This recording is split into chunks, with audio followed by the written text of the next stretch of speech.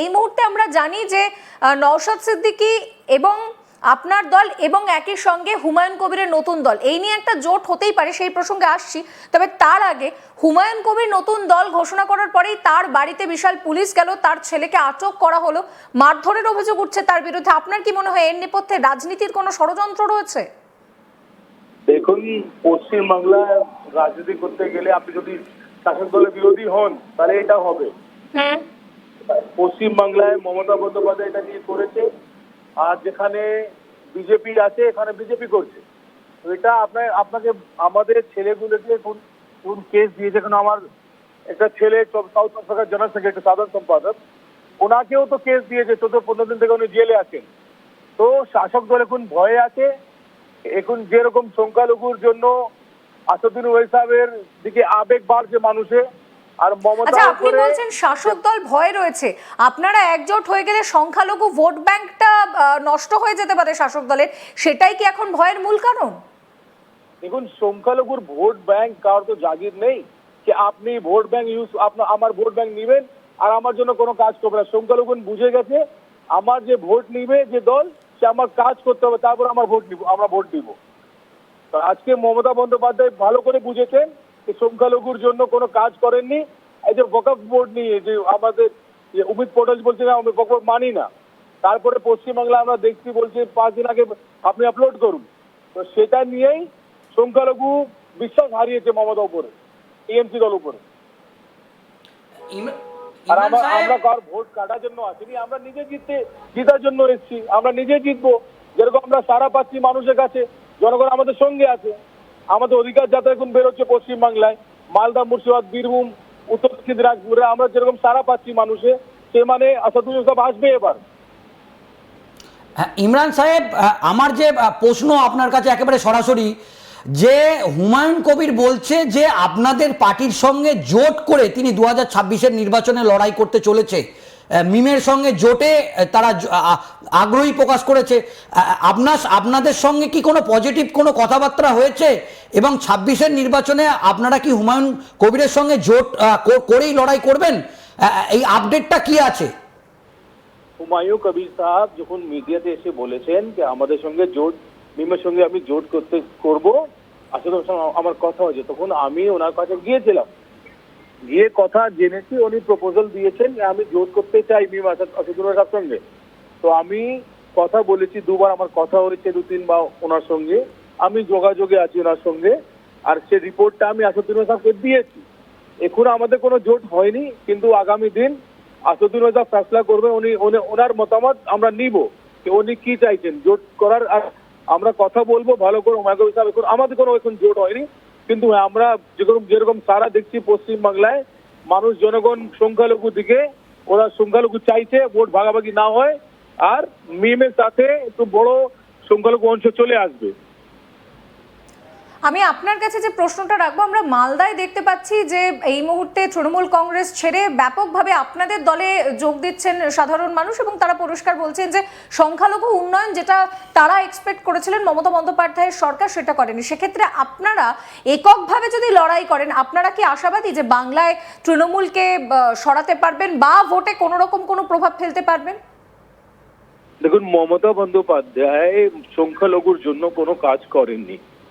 উনি আমাদের ভোট নিয়ে গিয়েছেন, কিন্তু আমাদের উপরে কোনো মালদাতে, মুর্শিদাবাদে, বীরভূম, উত্তর দক্ষিণ দিনাজপুর, এখানে কোনো সংখ্যালঘু আপনি গিয়ে দেখবেন। আমি তো ঘুরি, আমি আজকে মুর্শিদাবাদ দৌড়াতে আছি অধিকার যাত্রাতে।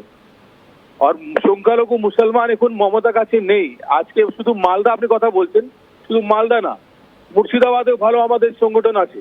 আর আমরা একা লড়বো, জোটে লড়বো, আমরা যেরকম লড়ি। আসাদুজ্জামান সাহেবকে পশ্চিমবাংলা মানুষ বেছে নিয়েছে, আর আসাদুজ্জামান সাহেবকে চাইছে কেউ পশ্চিমবাংলায় আসুন আর ওনার হাত ধরে আমাদেরকে এগিয়ে নিয়ে যাব। বলছিলাম ইমরান সাহেব, 294টা আসন এ রাজ্যের, তো আপনারা এখনো পর্যন্ত কতটা আশাবাদী যে কতগুলো আসনে আপনারা লড়াই করবেন, সেরকম কি কোনো পরিকল্পনা আপনারা নিয়েছেন? দেখুন, আমাদের কাছে এখন 50টা লিস্ট ক্যান্ডিডেট চলে এসছে। আমরা কত সিট লড়বো সেটা আসাদুজ্জামান সাহেব ফেসলা করবেন, কিন্তু আমরা আশাবাদী। আমরা যেখানে আমাদের সংগঠন মজবুত, আমরা বিজেপিকে সরাবার জন্য লড়বো। বিজেপি যদি চলে না আসে এই জন্য লড়বো। বিজেপি আসবে না আর আমরাও জিতবো আসনটা।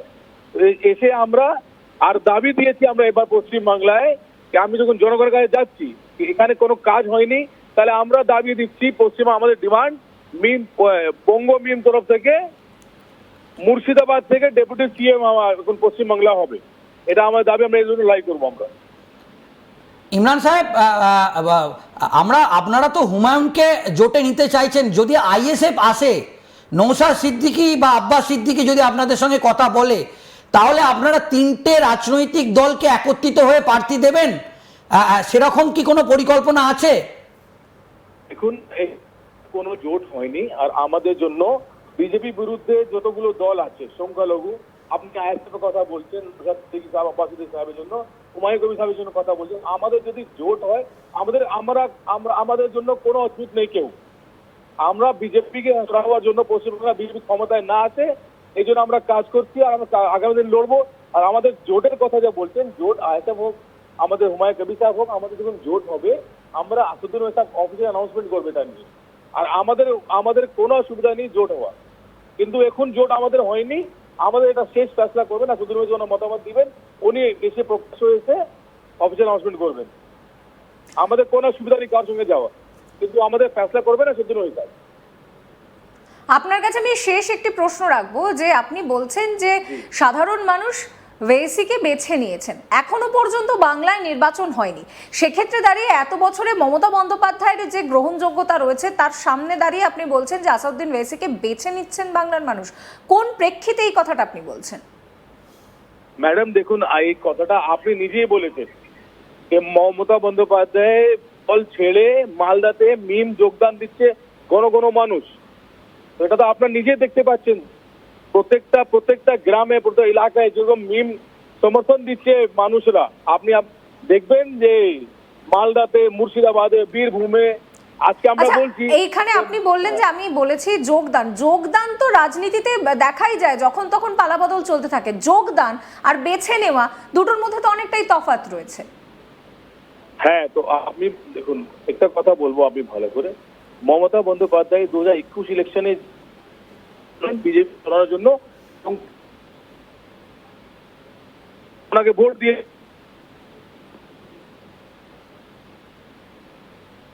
জন্য কে আমাদের জন্য আমার কাজ করবে। আজকে আমার ওয়াকফ বোর্ড বিল যখন পার্লামেন্টে এসেছিল, মমতা বন্দ্যোপাধ্যায় 4 জন মেম্বার অফ পার্লামেন্ট টিএমসি ছিল না।